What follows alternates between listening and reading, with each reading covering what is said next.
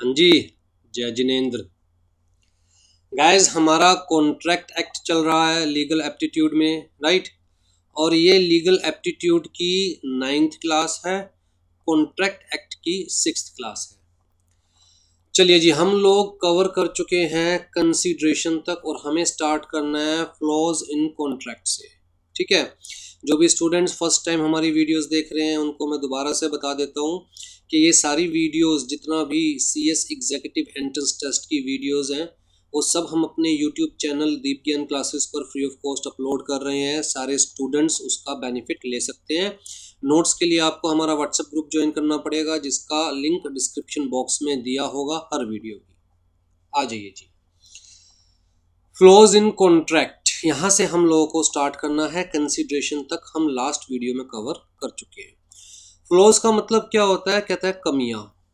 तो कॉन्ट्रैक्ट में कमियां, क्या क्या कमियां हो सकती है किसी भी कॉन्ट्रैक्ट में। अब देखिए, यहाँ पर मैं आपको सेक्शन 10 एक बार दोबारा से याद दिलाना चाहता हूँ। हम लोगों ने सेक्शन 10 डिस्कस किया था। सेक्शन 10 क्या है जी? कहता है essential elements of a contract. और सेक्शन 10 ने हमें क्या क्या बताया था कि जी एक कॉन्ट्रैक्ट को अगर आप वैलिड बनाना चाहते हैं तो उसके अंदर क्या क्या एसेंशियल एलिमेंट्स होने चाहिए, राइट। तो जी सेक्शन 10 ने कहा था all the agreements are contracts if they are made by the free consent of the parties. इसका मतलब अगर फ्री कंसेंट नहीं है तो ये एक कमी है, फ्लो है, right. Parties competent to contract, मतलब अगर parties are not competent to enter into the contract तो ये एक कमी है, फ्लो है। फिर जी लॉफुल कंसिडरेशन नहीं है तो अगेन एक कमी है, फ्लो है। लॉफुल ऑब्जेक्ट के लिए कॉन्ट्रैक्ट में एंटर नहीं किया जा रहा तो ये एक कमी है। और अगर किसी कॉन्ट्रैक्ट को स्पेसिफिकली इस एक्ट के अंदर वॉइड डिक्लेयर कर दिया है तो अगेन वो कॉन्ट्रैक्ट वैलिड नहीं है, राइट। लॉ की नज़र में उसकी कोई एग्जिस्टेंस नहीं है। तो जी यही सारे फ्लॉज हम लोगों को डिटेल में डिस्कस करनी है। तो क्या क्या फ्लॉज हो सकते हैं? कहता है जी incapacity means parties are not competent to enter into the contract. कहता है जी mistake, misrepresentation, fraud, undue influence, coercion, free consent of the parties नहीं है।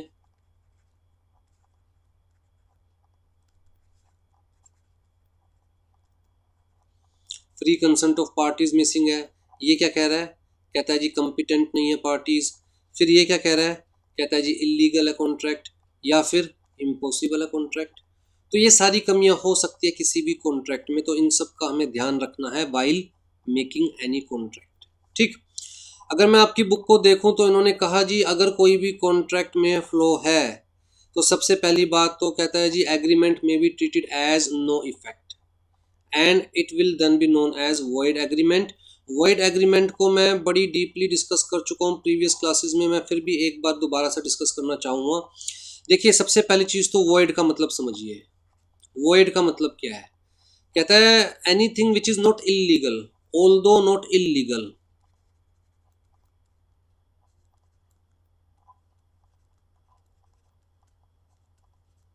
ऑल्दो नॉट इलीगल, लॉ की नजरों में चाहे वो इलीगल नहीं हो activity, but having no existence in the eyes of law.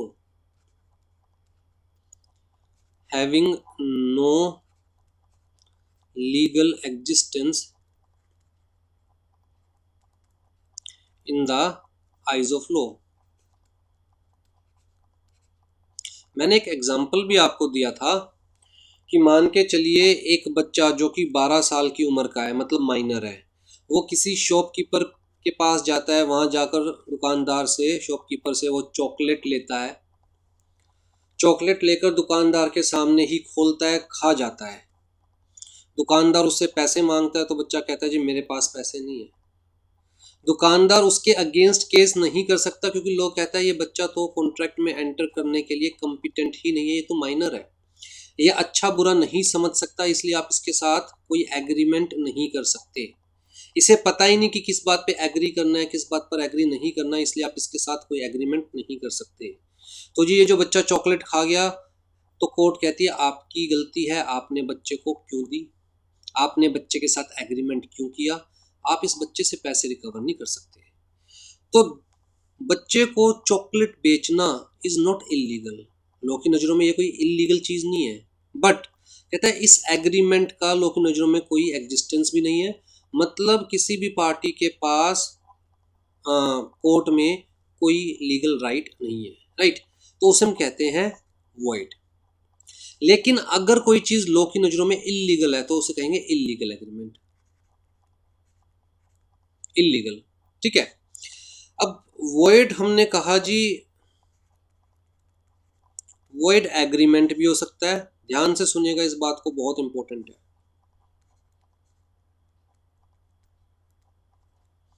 Void contract भी हो सकता है, वॉइड एग्रीमेंट भी हो सकता है, वॉइड कॉन्ट्रैक्ट भी हो सकता है। एग्रीमेंट कब वॉइड होगा? कहता है जी जब एग्रीमेंट की terms and conditions he law की नज़रों में एनफोर्सेबल नहीं है, जब एग्रीमेंट की terms and conditions he law की नज़रों में एनफोर्सेबल नहीं है। कहता है एग्रीमेंट क्रिएट करने के लिए दो पार्टीज की जरूरत है। सेक्शन 10 ने कहा जी party shall be competent to enter into the contract.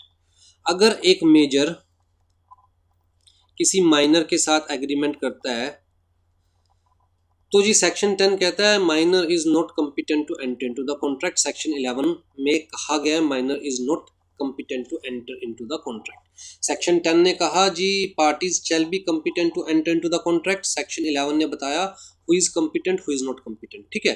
तो सेक्शन 11 अभी हम डिस्कस करेंगे, तो उसमें कहा गया minor is not competent not eligible to enter into the contract. अगर आप माइनर के साथ कोई भी कॉन्ट्रैक्ट करते हो तो लॉ की नज़रों में उसकी कोई वैलिडिटी नहीं है, ठीक। तो जब एग्रीमेंट क्रिएट हुआ मेजर और माइनर के बीच में, उसी वक्त से एग्रीमेंट के टाइम से ही चीजें क्या है वॉइड, एग्रीमेंट के टाइम से ही चीजें क्या है वॉइड, मतलब उसी टाइम से लॉ की नजरों में कोई एग्जिस्टेंस नहीं है इस चीज की, तो इसे बोलेंगे वॉइड एग्रीमेंट, राइट। अगर एग्रीमेंट के टाइम पर ही चीजें वॉइड है, मतलब बिल्कुल स्टार्टिंग में ही चीजें वॉइड है, तो उसे हम बोलते हैं वॉइड एब इनिशियो,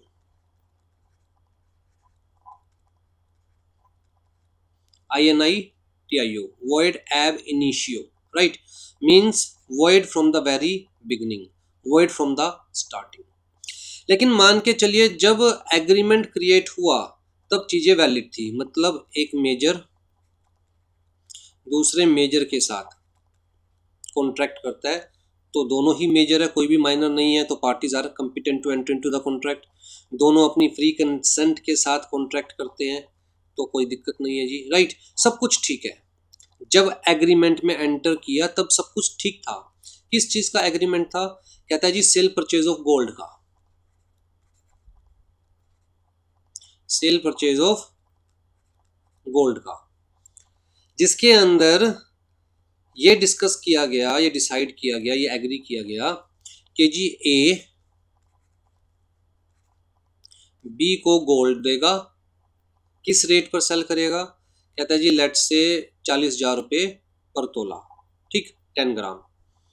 तो गोल्ड देगा ए बी को, बी ए को पैसे देगा, प्राइस डिसाइड हो गया कितना, 40,000 रुपीज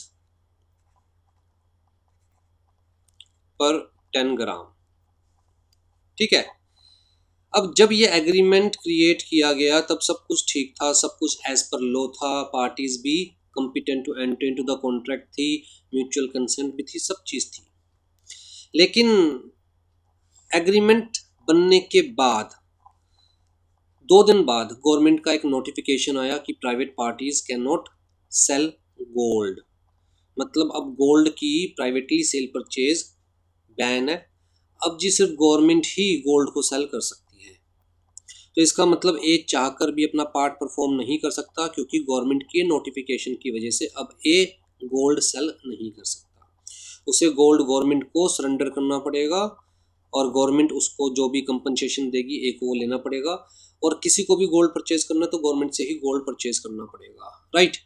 तो अब ये जो ए और बी के बीच का एग्रीमेंट है वो क्या हो गया, एग्रीमेंट वॉइड नहीं हुआ, अब बेसिकली कॉन्ट्रैक्ट वॉइड हो गया।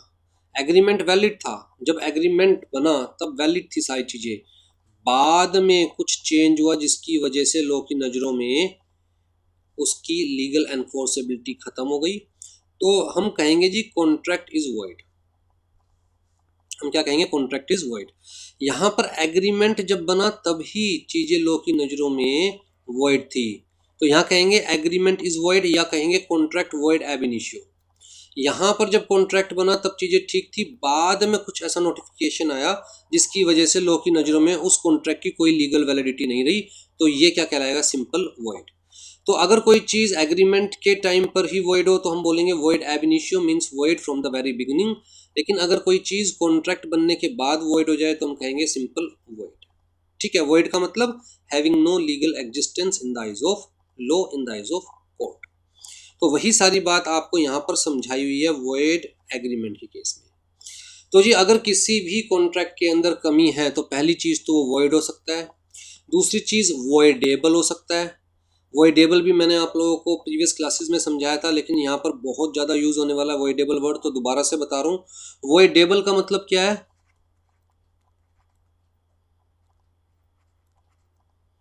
मैंने बीच में जानबूझ के हाइफन लगाया। वॉइडेबल मतलब विच कैन बी अवॉइडेड।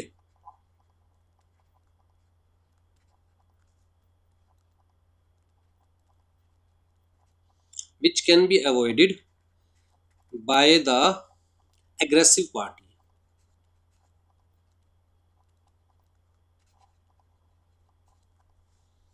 जिस पार्टी को लग रहा है कि मेरे साथ गलत हुआ है वो अवॉइड कर सकती है कॉन्ट्रैक्ट को।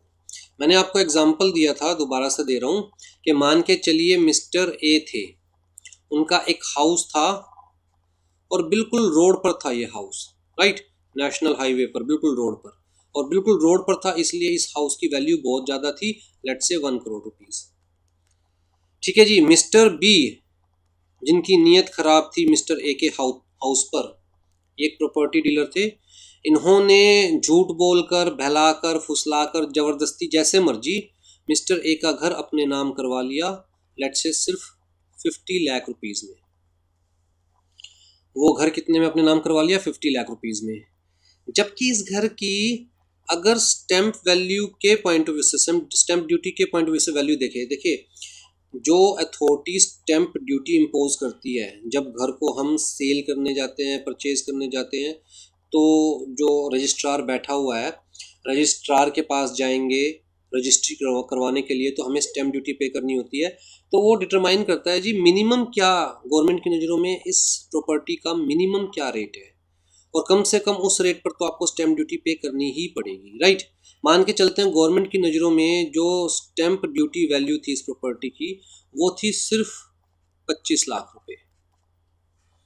मतलब गवर्नमेंट की नज़रों में इसकी वैल्यू क्या थी? सिर्फ 25 लाख रुपए। लेकिन क्योंकि ऑन रोड था और आपको पता है जो गवर्नमेंट वैल्यू होती है उससे ज़्यादा पे ही घर होते हैं, ऑन रोड था तो मार्केट वैल्यू कितनी थी इसकी? 1 करोड़ रुपए। लेकिन मिस्टर बी ने बहलाकर, फुसलाकर, जबरदस्ती, डराकर, धमकाकर कैसे भी अपने नाम ये करवा लिया, कितने में? 50 लाख में। अब जी जब मिस्टर बी ने ये घर अपने नाम करवाया तो मिस्टर ए को लगा यार मेरे साथ तो बड़ा गलत हुआ है, ठीक है। तो यहाँ पर मिस्टर ए क्या हो गए? कहता जी मिस्टर ए है एग्रीव्ड पार्टी, जिनके साथ गलत हुआ। अगर वो चाहे तो इस कॉन्ट्रैक्ट को अवॉइड कर सकते हैं, क्योंकि उन्हें लग रहा है कि भैया मेरी consent is not free consent, my consent is not free consent. अगर वो चाहे तो, मिस्टर ए चाहे तो इसको अवॉइड कर सकते हैं कॉन्ट्रैक्ट को। क्या मिस्टर बी अवॉइड कर सकते हैं? द आंसर इज नो, क्योंकि मिस्टर बी की कंसेंट यहाँ पर फ्री कंसेंट थी, बट मिस्टर ए की कंसेंट फ्री कंसेंट नहीं थी। तो एग्रेसिव पार्टी जो है या एग्रीव्ड पार्टी जो है वो चाहे तो अवॉइड कर सकती है।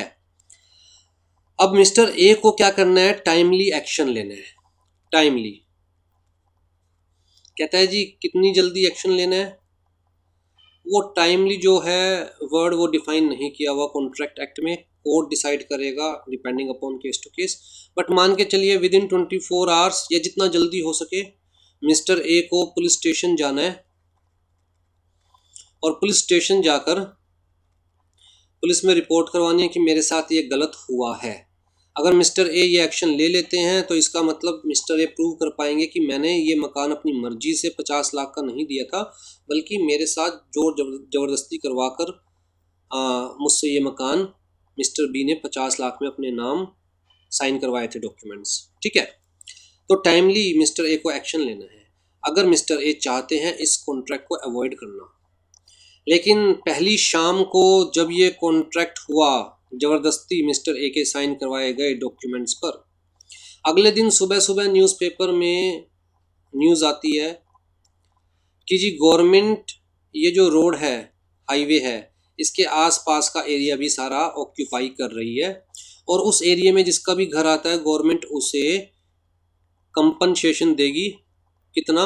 25 लाख रुपीज़। तो मिस्टर ए को कितना कंपनसेशन मिलना था? 25 लाख रुपीज़। अब मिस्टर ए खुश कि अगर मिस्टर बी ने 50 में ना लिया होता तो गवर्नमेंट मुझे सिर्फ कितने देती? 25।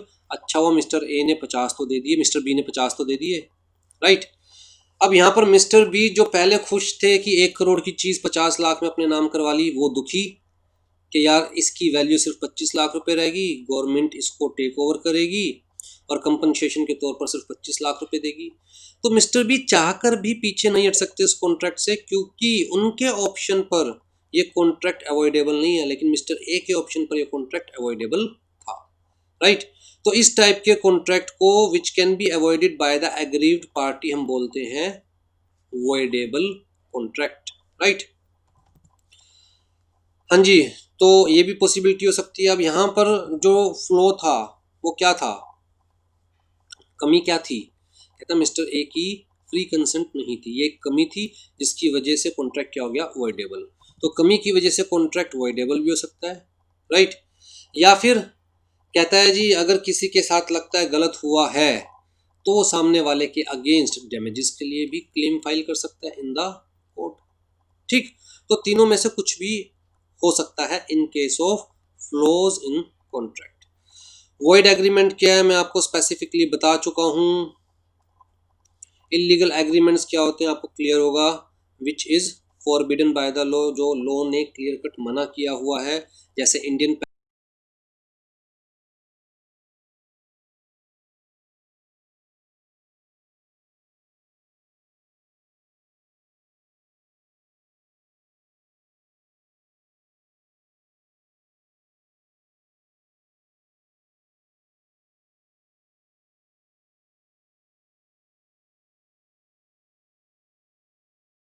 दिखाया कि अनड्यू इन्फ्लुएंस हो सकता है, कोर्शन हो सकता है, इलीगलिटी हो सकती है, इम्पॉसिबिलिटी हो सकती है, ठीक है जी। आ जाइए, अब हम स्टार्ट कर रहे हैं सबसे पहला सेक्शन 11 से, that is capacity of person. Capacity and person लिखा हुआ है, कैपेसिटी ऑफ पर्सन। तो मैं पहले नोट से करवा देता हूँ, फिर बुक से चेक कर लेंगे कि सब कुछ हो गया या नहीं हो गया, ठीक है जी। हाँ जी, इनकैपेसिटी जो सबसे पहली कमी हो सकती है कॉन्ट्रैक्ट में कि parties are not competent to enter into the contract. Section 10 ने यही बात कही कि parties shall be competent to enter into the contract. अब सेक्शन 11 ने बताया कि जी कौन कॉम्पिटेंट माना जाएगा, कौन कॉम्पिटेंट नहीं माना जाएगा। सेक्शन 11 ने कहा कि जी हर इंसान, हर पर्सन, इंसान और पर्सन में क्या डिफरेंस है? कहता है इंसान का मतलब इंडिविजुअल, ह्यूमन बीइंग, पर्सन का मतलब इंक्लूडिंग आर्टिफिशियल पर्सन जैसे कि कंपनी। तो मैं वर्ड यूज कर रहा हूँ पर्सन। तो ये सेक्शन 11 ने कहा every person is competent to enter into the contract. सबसे पहले क्या जनरल परमिशन दे दी, every person is competent to enter into the contract except. कहता है कौन कौन नहीं है? माइनर्स, ल्यूनेटिक्स, या जो पर्सन स्पेसिफिकली डिस्क्वालिफाइड है under any law from entering into the contract, right. तो कहता है जो भी person who is of the age of majority according to the law to which he is subject. India में age of majority क्या है? 18 years. तो मैं इंडिया में रह रहा हूँ तो मेरे ऊपर इंडियन लॉज एप्लीकेबल है, और इंडियन लॉज के अकॉर्डिंग अगर मेरी एज 18 ईयर्स या उससे ज़्यादा है तो I am major. Who is of sound mind, कहता है जी मुझे या तो कोई कॉम्पिटेंट कोर्ट डिक्लेयर करे पर्सन ऑफ अनसाउंड माइंड, नहीं तो मेरा साउंड माइंड ही कंसीडर किया जाएगा, राइट। या फिर आप मतलब ये प्रूव करके दिखाओ कि जब कॉन्ट्रैक्ट में एंटर कर रहा था तब मेरा साउंड माइंड नहीं था। यहाँ पर ये नहीं लिखा हुआ कि बंदा पागल ही होना चाहिए, ल्यूनेटिक ही होना चाहिए। यहाँ पर क्या लिखा हुआ है? Who is of sound mind, मतलब जिस वक्त कॉन्ट्रैक्ट में एंटर कर रहा है बंदा उस वक्त उसका माइंड साउंड होना चाहिए। अगर मैंने बहुत ज़्यादा ड्रिंक कर रखी है और सोचने समझने की शक्ति नहीं है मेरे अंदर, तो भैया मैं यहाँ पर कवर नहीं हो पाऊंगा। इसका मतलब I am not competent to enter into the contract. अगर कोई बंदा बहुत ज़्यादा एजिड है, लेट से 80 ईयर्स का, और साथ में बीमार भी है, इल भी है, और उसमें सोचने समझने की शक्ति नहीं है, तो वो यहाँ पर कवर नहीं हो पाएगा। उसे अनसाउंड माइंड कंसिडर किया जाएगा कॉन्ट्रैक्ट के पॉइंट ऑफ व्यू से, राइट। तो साउंड माइंड का मतलब सिर्फ वही इंसान की बात नहीं कर रहा जिसे कोर्ट ने पागल डिक्लेयर कर दिया है। साउंड माइंड का मतलब बंदे का माइंड साउंड होना चाहिए जिस वक्त वो कॉन्ट्रैक्ट में एंटर कर रहा है। मान के चलिए मिस्टर ए को कभी कभी दौरे पड़ते हैं, फीट्स पड़ते हैं। जिस वक्त ये कॉन्ट्रैक्ट में एंटर कर रहे थे उस वक्त अगर इनको दौरा पड़ गया, फीट पड़ गया, तो इसका मतलब उस वक्त ये साउंड माइंड नहीं थे। तो क्या इनके साथ जो कॉन्ट्रैक्ट में एंटर करेगा वो वैलिड होगा? कहता नहीं जी, क्योंकि इस वक्त mister A is not competent to enter into the contract. बात समझे मेरी? And is not disqualified from contracting by any law to which he is subject.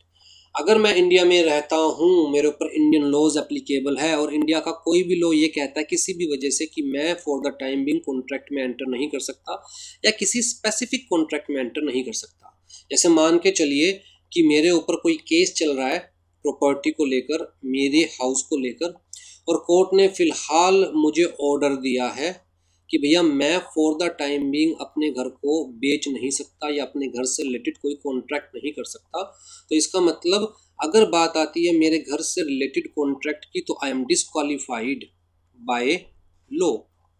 I cannot enter into any contract with respect to my house till the next order of court, right.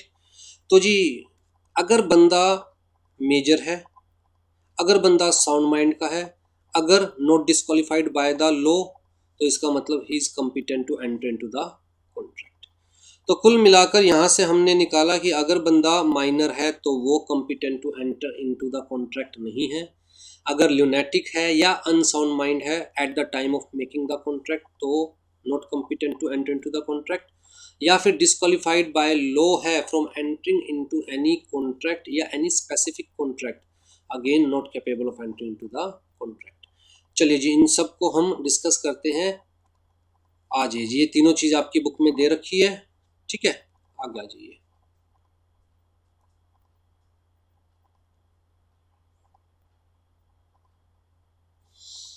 सिर्फ इन्होंने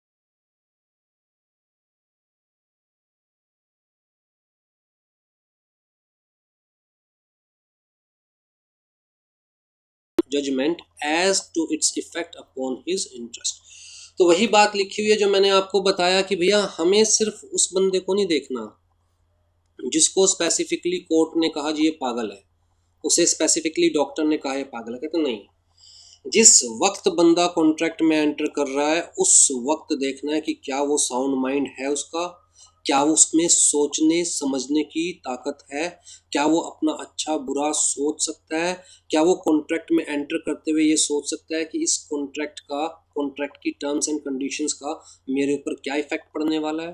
कहता है अगर yes तो बंदा sound mind है, अगर no तो बंदा अनसाउंड माइंड है। चाहे वो अनसाउंड माइंड है इस वजह से कि उसने बहुत ज़्यादा ड्रिंक की हुई है, चाहे वो अनसाउंड माइंड है इस वजह से कि वो एजिड है प्लस इल है और सोचने समझने की फिलहाल शक्ति नहीं है, चाहे वो इसलिए अनसाउंड माइंड है क्योंकि उसको 104 बुखार है और 104 बुखार में मान के चला जाएगा भी बंदे में सोचने समझने की शक्ति नहीं होती, चाहे वो इसलिए अनसाउंड माइंड है, मैं एक वर्ड यूज़ कर रहा हूँ क्योंकि वो लेडी पर्दा नशीन है। पर्दा नशीन, पर्दा नशीन का मतलब एक ऐसी लेडी जो अपने घर की चार दीवारी से बाहर निकली ही नहीं, जनरली निकलती ही नहीं। होती है ना गांव में ऐसी लेडीज जिनकी सारी ज़िंदगी घर के चार दीवारों में ही बीत जाती है, चूल्हे चौके में ही बीत जाती है, उन्हें क्या मान के चलते हैं हम? पर्दा नशीन। और मान के चला जाता है कि भैया इन औरतों को इतनी समझ ही नहीं होती कि ये अपना अच्छा बुरा सोच सके, राइट। तो अनसाउंड माइंड का मतलब सिर्फ वही नहीं जिसे कोर्ट ने, डॉक्टर ने अनसाउंड डिक्लेयर किया है, बल्कि किसी भी पोजीशन में अगर बंदा सोचने समझने की शक्ति खो बैठता है, चाहे वो फॉर द टाइम बिंग, जिस वक्त कॉन्ट्रैक्ट में एंटर कर रहा है, तो उसे यहाँ पर अनसाउंड माइंड कंसिडर किया जाएगा। A person of unsound mind can not enter into a contract. A lunatic's agreement is therefore void. लोग की नजरों में ऐसा एग्रीमेंट वॉइड है, having no legal effect. But if he makes the contract when he is of sound mind, then he is bound by it. अब मैंने बताया कि मिस्टर ए को बीच बीच में दौरे पड़ते हैं कभी कभी, लेकिन जिस वक्त उसने कॉन्ट्रैक्ट में एंटर किया उस वक्त उसे दौरा नहीं पड़ा हुआ था, तो साउंड माइंड का है। उस वक्त तो सोचने समझने की शक्ति है मिस्टर ए के पास, तो ही is bound by the contract. अगर जिस वक्त दौरा पड़ा हुआ है उस वक्त कॉन्ट्रैक्ट में एंटर करता है, तो अनसाउंड माइंड का है। सोचने समझने की शक्ति नहीं थी कॉन्ट्रैक्ट में एंटर करते हुए, तो उस केस के अंदर is not bound by the contract, right. If a contract entered into by a lunatic or person of unsound mind is for his benefit, it can be enforced against the other party। अच्छा, ये बड़ी interesting चीज है। अगर कोई भी person के साथ, किसी पर्सन के साथ आप कॉन्ट्रैक्ट में एंटर कर रहे हैं और वो एग्रीमेंट, वो कॉन्ट्रैक्ट उस सामने वाले के बेनिफिट के लिए, कोर्ट को लगता है यार इस कॉन्ट्रैक्ट में सामने वाले का बेनिफिट होगा, ठीक है, तो सामने वाला अगर अनसाउंड माइंड है तब भी वो कॉन्ट्रैक्ट कोर्ट चाहे तो वैलिड डिक्लेयर कर सकती है।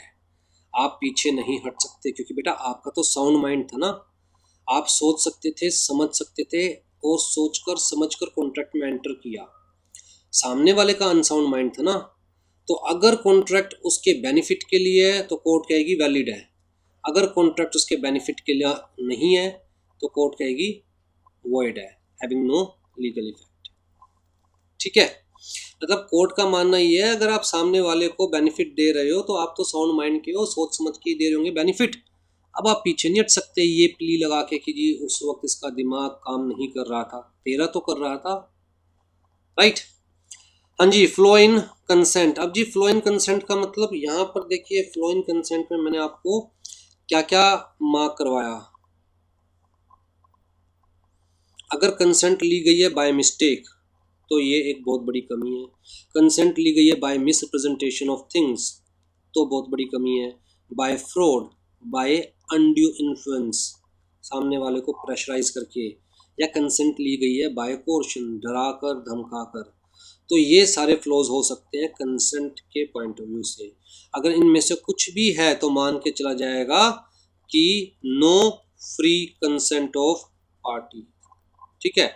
और अगर फ्री कंसेंट ही नहीं है, म्यूचुअल एग्रीमेंट कैसे बन सकता है जब मैं एग्री ही नहीं हूं और डरा कर धमका कर या मिसगाइड करके, मिस रिप्रेजेंट करके, कोर्शन से, फ्रॉड से, अनड्यू इन्फ्लुएंस से मेरी हाँ भरवाई गई है, तो फ्री कंसेंट तो नहीं हुई ना।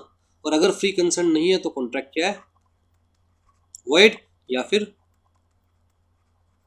वॉइडेबल। किसकी ऑप्शन पर? कहता है उस पार्टी की ऑप्शन पर जिसकी फ्री कंसेंट नहीं है, ठीक है जी। आ जाइए, कहता है the basis of a contract is agreement means mutual consent. In other words the party should mean the something in the same, या समथिंग आना चाहिए, सेम थिंग आना चाहिए, same thing, right, in the same sense and agree voluntarily. Agreement का जो हमने essential characteristic पढ़ी थी उसमें क्या था? Consensus ad idem, matching of mind on the same subject matter in the same sense at the same time, right. It is when there is consent that the parties are said to be consensus addendum, matching of mind. Not only consent is required but it must be free consent.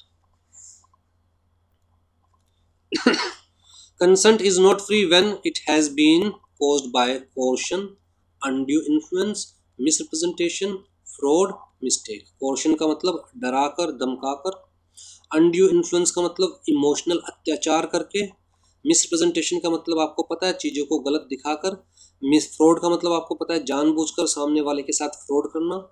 और mistake का मतलब by mistake, मतलब मैं किसी चीज़ को समझ कुछ रहा था पर वो थी कुछ और, तो बाय मिस्टेक मैंने कॉन्ट्रैक्ट में एंटर कर लिया, कुछ और समझते हुए मैंने कॉन्ट्रैक्ट में एंटर कर लिया, राइट।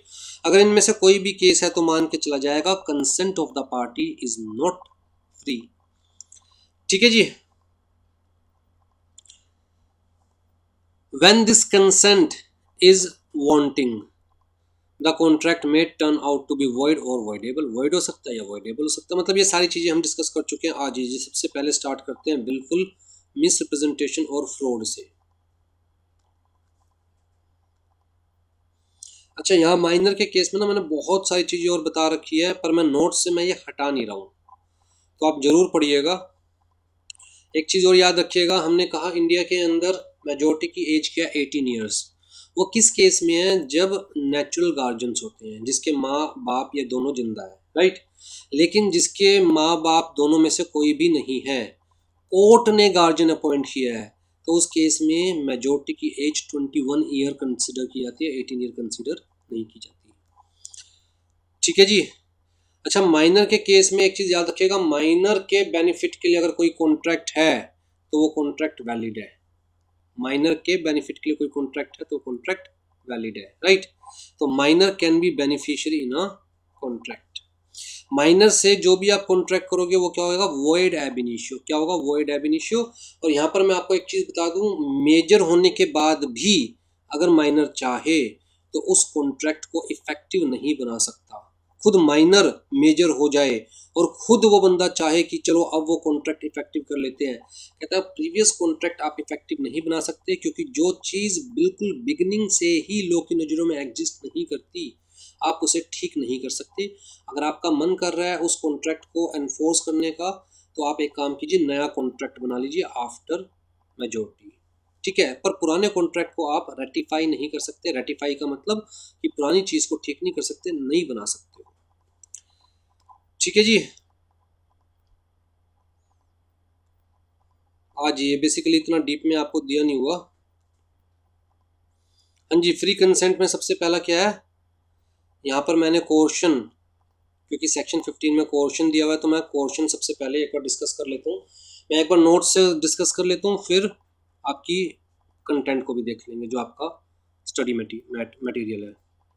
हाँ जी, कोर्शन मतलब डराकर धमकाकर, गन पॉइंट पर, चाकू दिखाकर, डराकर धमकाकर, राइट। तो मैं किसी को भी डरा सकता हूँ डेफिनेटली।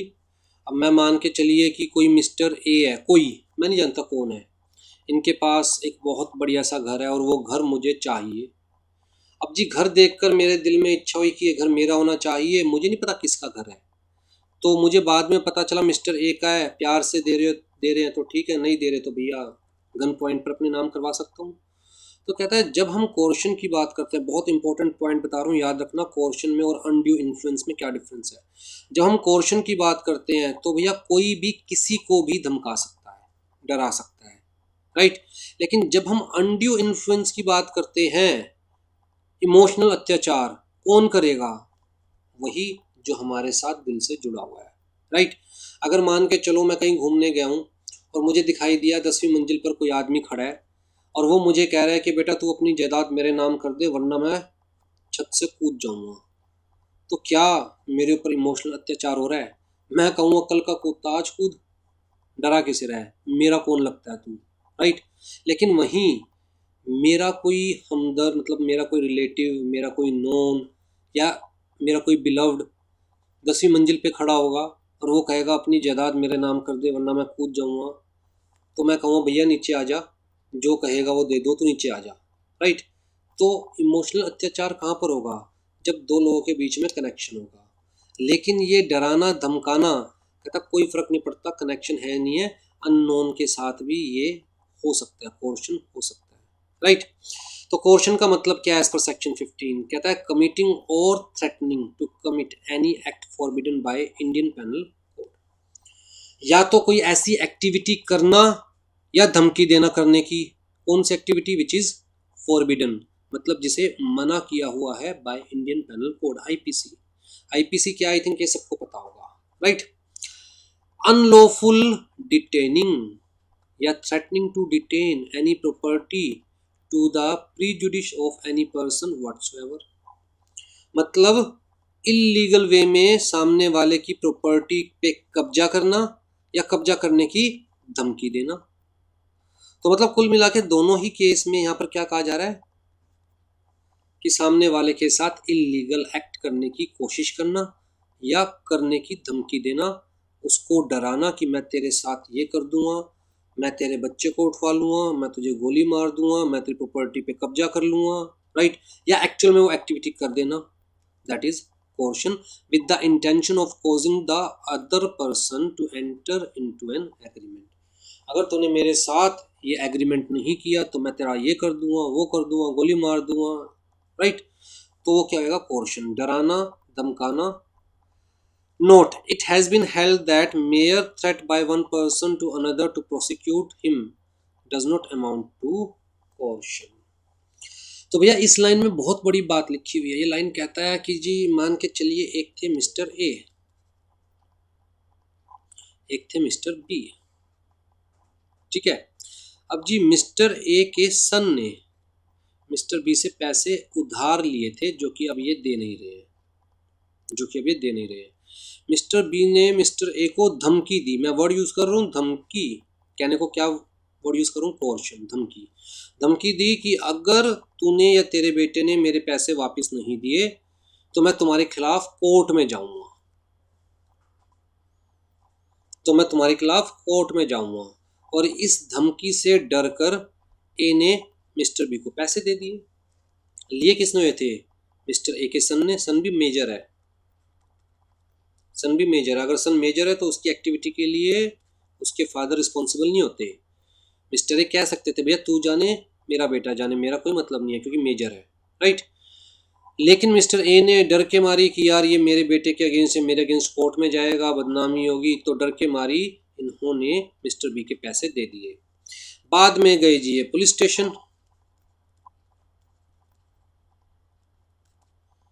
कंप्लेंट लिखवाने मिस्टर बी के अगेंस्ट कि इन्होंने मुझे डराया, धमकाया और मुझसे पैसे लिए। पुलिस ने पूछा क्या धमकी दी, तो मिस्टर ए बोले कि मिस्टर बी ने धमकी दी है कि अगर हम उनके पैसे वापस नहीं देंगे तो वो हमारे अगेंस्ट केस फाइल करेंगे। तो पुलिस ने कहा कि बेटा ये तो उनका हक है ना, ये तो उनका हक है, मिस्टर बी का राइट है, ये वो किसी के भी अगेंस्ट कोर्ट में जा सकते हैं एज पर लॉ।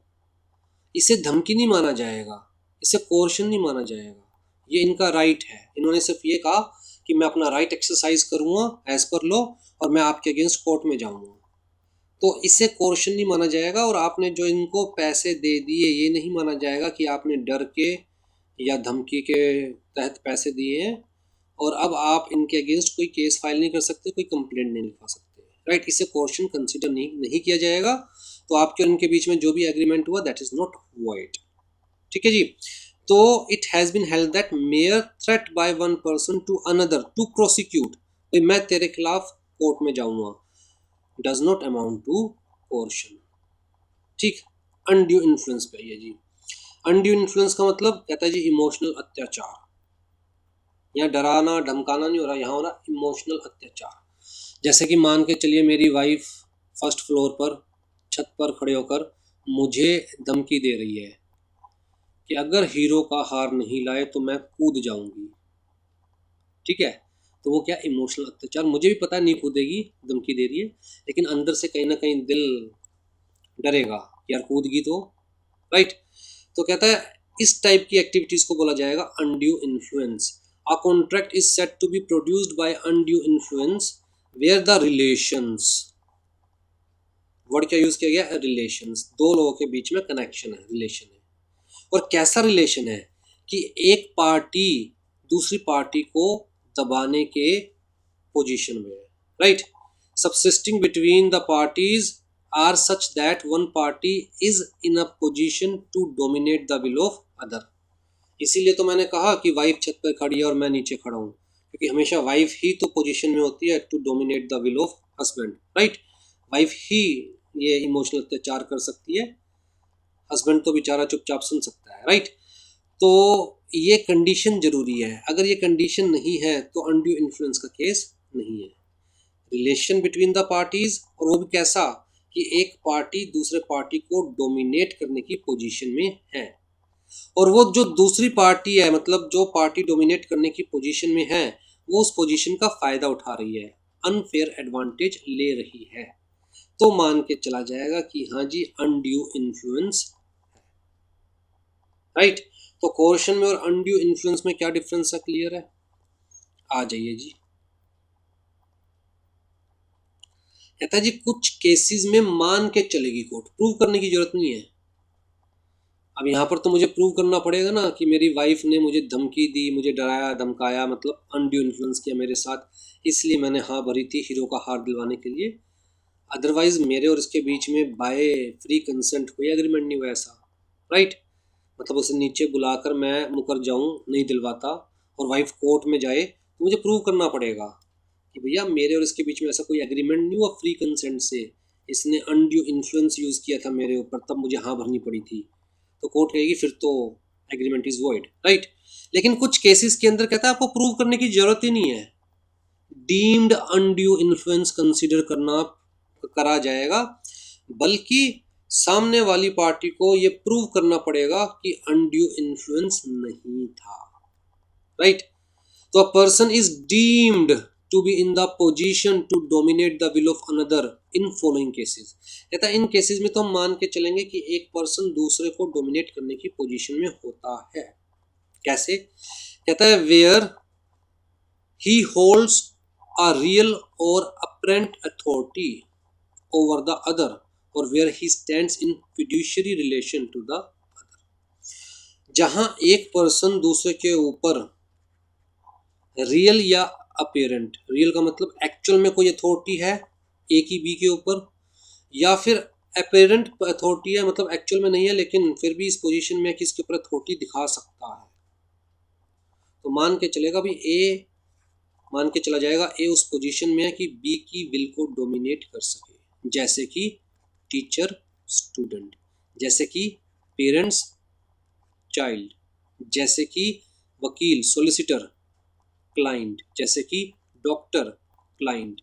इन केसेस में मान के चला जाता है कि भैया डॉक्टर है, क्लाइंट की यार इतनी सीक्रेटिव इन्फॉर्मेशन डॉक्टर के पास होती है, मान के चला जाएगा डॉक्टर उस पोजीशन में है कि अपने क्लाइंट को डोमिनेट कर सके। इसी तरह वकील के पास इतनी सीक्रेट इन्फॉर्मेशन होती है अपने क्लाइंट की, मान के चला जाएगा कि भैया वकील उस पोजीशन में अपने क्लाइंट को डोमिनेट कर सके।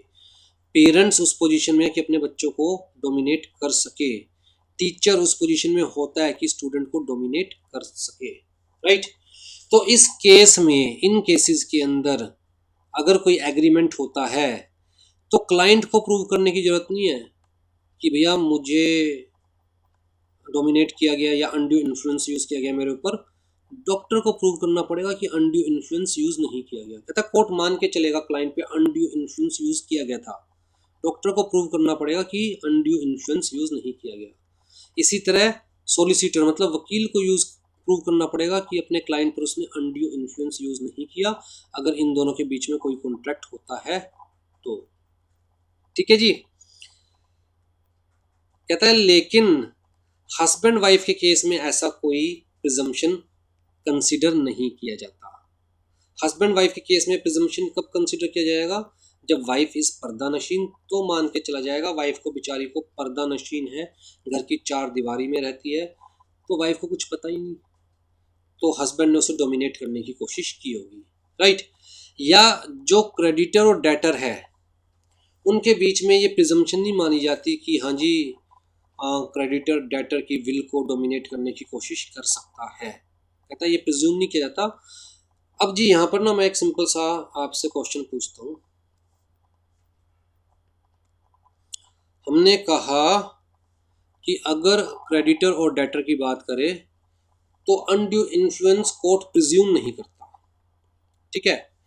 अब जी मान के चलते हैं डी ने सी से ब्याज पर पैसे लिए 1 लाख, कितने परसेंट इंटरेस्ट पे? 20% इंटरेस्ट पे। अब जी जब सी ने अपने पैसे वापस मांगे, या सी ने जब 20% इंटरेस्ट मांगा तो डी ने देने से मना किया, कोर्ट में बात गई तो डी ने कहा कि मेरे ऊपर क्रेडिटर ने अनड्यू इन्फ्लुएंस यूज़ किया था, इसलिए मैंने उस वक्त 20% इंटरेस्ट देने की हाँ भर दी, पर मार्केट रेट तो 12% है ना, तो मैं 12% ही इंटरेस्ट दूंगा। ठीक है, इस केस में कोर्ट मान के नहीं चलेगा कि डी के ऊपर अनड्यू इन्फ्लुएंस था, जैसा हमने पढ़ा, तो डी को ये प्रूव करना पड़ेगा। ठीक है जी, अब मैं दो केसेस यहाँ पर डिस्कस कर रहा हूँ। पहला केस है गांव का। यहाँ पर जी एक जमींदार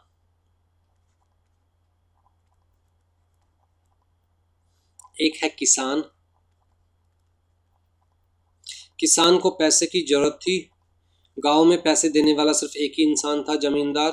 किसान जमींदार के पास जाता है, जमींदार कहता है पैसे तो मैं दे दूंगा लेकिन 1 साल में डबल लूंगा। जमींदार कहता है पैसे तो मैं दे दूंगा लेकिन 1 साल में डबल लूंगा। ठीक है, अब किसान के पास कोई और ऑप्शन नहीं थी तो किसान ने हाँ भर दी कि ठीक है भैया आप डबल ले लीजिएगा 1 साल में। दूसरी बात कर रहे हैं हम शहर की, टाउन की, जहाँ पर बहुत सारे लैंडर्स अवेलेबल होते हैं, फाइनेंशियल इंस्टीट्यूशंस होते हैं, बैंक्स होते हैं, बहुत सारे प्राइवेट लैंडर्स होते हैं, राइट।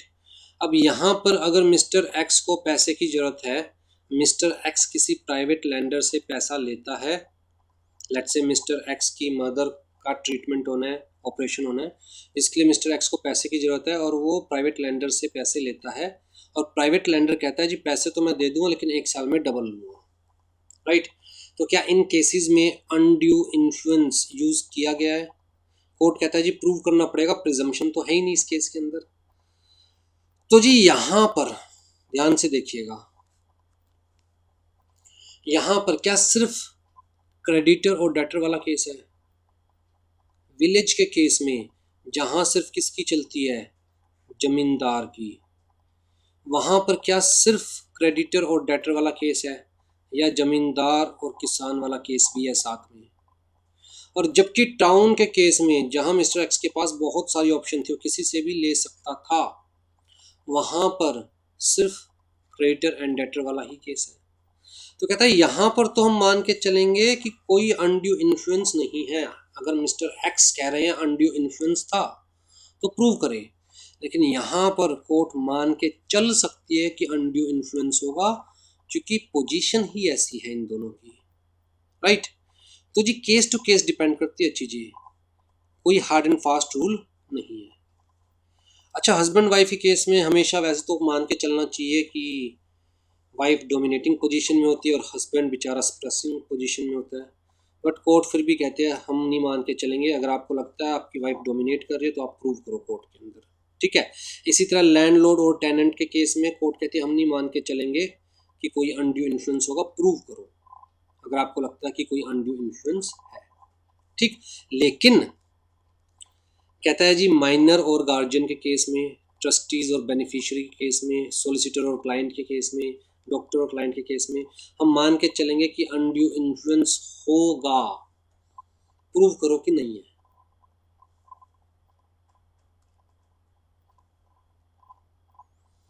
हाँ जी, when he makes a contract with the person whose mental capacity is temporarily or permanently affected by the reason of age, illness, mental या bodily distress, जैसे डॉक्टर और पेशेंट के केस में मैं बता चुका हूँ कि अनड्यू इन्फ्लुएंस कंसीडर किया जाता है,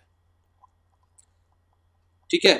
अब जी जिस जिस केस में प्रिज्यूम करती है कोर्ट कि अनड्यू इन्फ्लुएंस है, प्रूव करो कि नहीं था, तो क्या प्रूफ हम दे सकते हैं? सबसे पहली चीज़ हम क्या प्रूव करेंगे कि देखिए जी सामने वाले को सारे फैक्ट्स बिल्कुल डिस्क्लोज किए गए थे, उससे कुछ नहीं छुपाया गया था।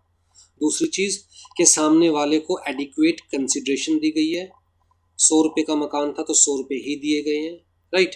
तीसरी चीज़ कि सामने वाले के पास पूरी ऑप्शन थी कि वो इंडिपेंडेंट लीगल एडवाइस किसी और से लेना चाहे, बुरा भला समझने के लिए किसी और से एडवाइस लेना चाहे तो वो ले सकता है। अगर ये तीनों चीज़ हम प्रूव कर देंगे तो कोर्ट मान लेगी कि कोई अनड्यू इन्फ्लुएंस नहीं आजमाया हमने सामने वाले के ऊपर। अगर नहीं प्रूव कर पाए तो कोर्ट कहेगी कि अनड्यू इन्फ्लुएंस प्रिज्यूम किया जा रहा है, इसलिए कॉन्ट्रैक्ट इज वॉइड। ठीक है। अब ये वाला केस मैं आपको बता ही चुका हूँ, जमींदार का, किसान का, नॉर्मल बोरोवर और लेंडर का। ट्रांजैक्शन विद पर्दा नशीन वुमन मैं आपको बता ही चुका हूँ कि पर्दा नशीन वुमन क्या होती है, और उस केस में कोर्ट प्रिज्यूम करके चलती है कि उसको बेचारी को कुछ पता ही नहीं, तो उसको दबाया जा सकता है, प्रेशराइज किया जा सकता है, उसके ऊपर अनड्यू इन्फ्लुएंस यूज़ किया जा सकता है। आपको प्रूव करना पड़ेगा कि आपने उसके ऊपर अनड्यू इन्फ्लुएंस नहीं किया। गाइज ऑलरेडी 50 मिनट से ऊपर की क्लास हो चुकी है, तो मुझे लगता है इस क्लास को हमें यहीं रोक देना चाहिए।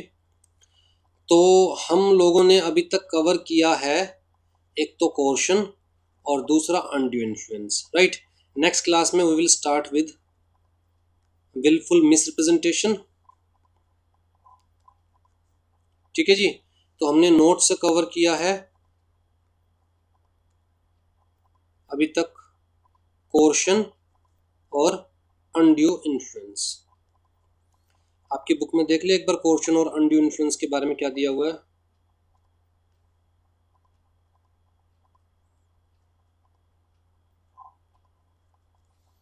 कोर्शन को सेक्शन 15 में डिफाइन किया हुआ है। कोर्शन की डेफिनेशन हम डिस्कस कर ही चुके हैं, ठीक है। ये वाली लाइन मैं आपको बता ही चुका हूँ। तो जी जो आपकी बुक में दिया हुआ वो हमने सारा डिस्कस कर लिया है। अनड्यू इन्फ्लुएंस के केस में सेक्शन 16 में डिफाइन किया हुआ है, डेफिनेशन हम डिस्कस कर ही चुके हैं, एलिमेंट्स भी डिस्कस कर चुके हैं, dominant position, use of that dominant position to take unfair advantage. ठीक है जी। जो आपकी बुक में दिया हुआ है हम वो भी डिस्कस कर चुके हैं, उससे ज़्यादा ही डिस्कस कर चुके हैं, ठीक है। तो नेक्स्ट क्लास में we will start with the wilful miss representation.